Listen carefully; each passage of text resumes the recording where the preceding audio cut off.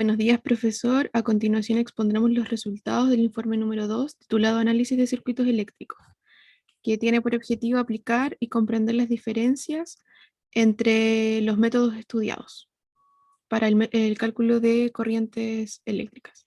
En primer lugar, un circuito eléctrico es la trayectoria que recorre una corriente eléctrica a través de un conductor y su objetivo principal es la transformación de corriente en energía. Consideramos que es importante su análisis, puesto que su principal componente en los artefactos de la actualidad. Los métodos que veremos a continuación son los de malla, rama y nodos, y nos permiten aproximaciones a una red que contenga n fuentes distribuidas aleatoriamente, a diferencia de los que analizamos en el informe anterior. En el método de rama, el que sentó las bases en el análisis y se basa en la ley de voltajes de Kirchhoff. El método de malla consiste en la división por mallas, valga la redundancia, de los circuitos y el cálculo de la corriente de manera independiente. Al igual que el anterior, se basa también en la ley de voltajes de Kirchhoff. El método de nodos, en primer lugar, un nodo es la unión de dos o más ramas. Para un circuito de n nodos se establece que n menos un nodo tienen potencial fijo con respecto al nodo de referencia. Este método se utiliza la ley de corrientes de Kirchhoff y la forma de calcular los voltajes son de la misma forma que se calculan en las corrientes del análisis de malla. Por otra parte, definimos que la corriente alterna es la que pasa por nuestra red doméstica y se produce en un alternador y generada en las centrales eléctricas. Es importante también definir lo que es un fasor, que es un número complejo que se puede representar como rectangular, polar o exponencial y representa la amplitud y fase de un senoide. Para el desarrollo del primer ejercicio utilizamos el siguiente circuito y tenemos la siguiente tabla de valores. Cabe destacar que como somos el grupo número 8, se nos asignaron los siguientes valores. Desde este circuito tenemos que obtener las ecuaciones y utilizar las leyes de Kirchhoff. Utilizando este circuito tenemos que obtener las ecuaciones y es por esto que identificamos primero tres lazos y le asignamos sentidos. Para el primero y el tercero les asignamos el sentido horario y para el segundo el sentido antihorario. Como dije anteriormente, utilizamos las leyes de Kirchhoff y utilizando la ley de corriente tenemos que I sub 1 más I sub 2 igual a I sub 4 y I sub 2 más I sub 3 es igual a I sub 5. Como tenemos 5 corrientes, tenemos que encontrar 5 ecuaciones para poder despejar. Desde el primer lazo obtenemos la ecuación menos B sub 0 más B sub 4 más B sub R1 más B sub R2 más B sub R3 es igual a 0.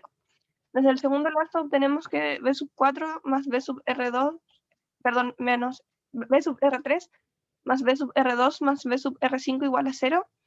Y desde el tercer lazo obtenemos que B sub 7 más B sub R6 más B sub R5 es igual a 0. Reemplazando los valores que tenemos en la tabla de valores, obtenemos que 50 partido en 9 por I sub 1 más 154 por I sub 4 es igual a 79,98. También tenemos que decir que las resistencias fueron multiplicadas por su respectiva corriente. Entonces así también obtenemos que 154 por I sub 4 más 40 por I sub 5 es igual a menos 10 partido en 512 y que 8 por I sub 3 más 40 por I sub 5 es igual a menos 20. Aquí ya tenemos las 5 ecuaciones y las 5 incógnitas, por lo que podemos utilizar la ley de Kramer de las matrices para poder obtener el valor de las incógnitas.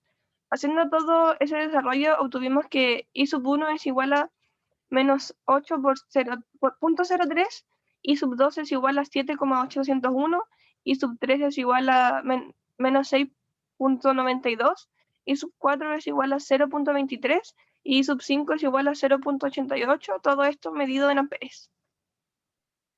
Continuando con el inciso C de la pregunta 1, que nos pide comparar y comentar los resultados obtenidos en los incisos anteriores, podemos decir que el desarrollo de ambas letras se hizo en base al mismo circuito eléctrico de corriente continua. Y es por esto que nuestra hipótesis esperada es que a pesar de analizar con distintos métodos el mismo circuito, se obtuviera el mismo valor de corriente. Al comparar los resultados también se verificó que la hipótesis era correcta ya que los valores de las corrientes son iguales. Ahora continuamos con el inciso A del ejercicio 2, el cual nos pide calcular, mediante el método de nodos, las corrientes que circulan por las resistencias 1, 2, 3 y 4. Se nos asigna el siguiente diagrama circuital que vemos en pantalla y lo primero que hacemos es asignar una cierta cantidad de corrientes que atraviesan este circuito, como lo vemos en pantalla. En este caso nosotros asignamos 5 corrientes. Luego, utilizando las leyes de Kirchhoff y los nodos A y B como referencia, podemos obtener las ecuaciones que vemos a la derecha en pantalla. Y luego, utilizando la equivalencia de corriente es igual a voltaje dividido en resistencia, podemos obtener las ecuaciones que se ven en la parte inferior de la imagen derecha. Luego, con estas ecuaciones podemos hacer un sistema de ecuaciones de 4 incógnitas, donde finalmente obtenemos los siguientes resultados. Bueno, en el inciso B de la 2 se nos pide calcular la caída de voltaje, y esta se puede obtener multiplicando la corriente por la resistencia.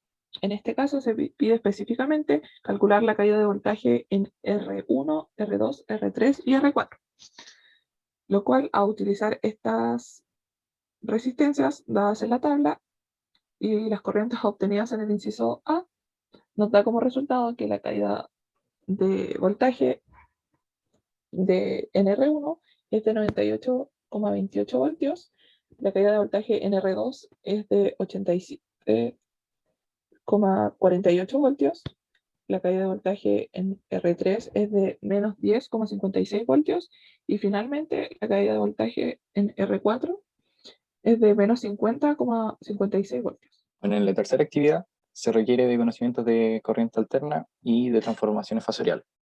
Para este ejercicio se nos entrega una tabla que vemos en pantalla, junto con una tabla donde tenemos valores de potencia y factores de potencia que van a permitir el cálculo en el inciso A de las impedancias. Bueno, ocupando esta fórmula que dice que la potencia es igual al voltaje RMS por la corriente RMS por el factor potencia, nosotros podemos trabajar en base a un álgebra básico y despejar este valor IRMS, reemplazando los valores de la tabla, podemos obtener los valores IRMS 1, 2 y 3 que se ven a la izquierda. Posterior a eso, haciendo nuevamente trabajo de álgebra, podemos encontrar el ángulo phi en el que está este factor potencia, y el cual nos entrega estos valores que vemos en la parte derecha. Juntando estos valores, podemos, y uniéndolos en los fasores de corriente. El fasor de corriente se compone por dos elementos, que son el valor IRMS de una corriente y el ángulo en el cual está apuntando esta corriente. Y en base a lo que vemos, vemos una tabla de un plano cartesiano que toma valores imaginarios y reales, y vemos también una línea recta, que es la ecuación de Z igual a la resistencia más J por X, que es la reactancia del material. Trabajando de manera trigonométrica, podemos calcular los valores R y X en base a la impedancia por el factor potencia que se le corresponde, el factor potencia el coseno del ángulo phi. Entonces, lo que podemos obtener son los resultados que vemos en la derecha, y así se obtuvo los valores de las impedancias. En el cálculo del inciso B, se nos pide calcular el fasor corriente en este ejercicio. Las impedancias se trabajan de la misma manera que la resistencia, ya que si están en paralelo, se trabaja de su suma de su recíproco, y el inverso de este, elevado a menos 1, y si están en serie, se suman en la suma tradicional. Bueno, aquí están las fórmulas, arriba se hizo un set equivalente entre la impedancia 2 y 3, y luego, como vemos, queda Z1 en serie con Z2 y 3. El cálculo en base a la fórmula que está arriba, reemplazando los valores que calculamos en el inciso A, nos entrega este valor de Z23. Posterior a eso, nosotros podemos calcular el Z equivalente, que es la suma de Z1 más Z23.